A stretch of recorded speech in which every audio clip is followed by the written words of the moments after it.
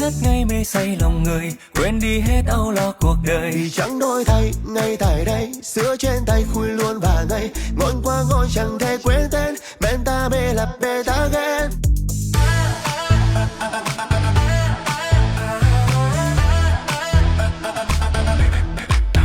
Loại sữa uống lên beta hãy để uống mỗi ngày, chẳng gì cho ta hạnh phúc bằng việc ta có sức khỏe tràn đầy. Bạn đời dù là con nít hay là người lớn vẫn đến mỗi ngày, cùng beta gen vui khỏe mê say. Buông nhẹ tên lòng phơi phới vì mê say không thể rời, mang bao hành trình đi muôn nơi chẳng ai tới thôi. Beta gen,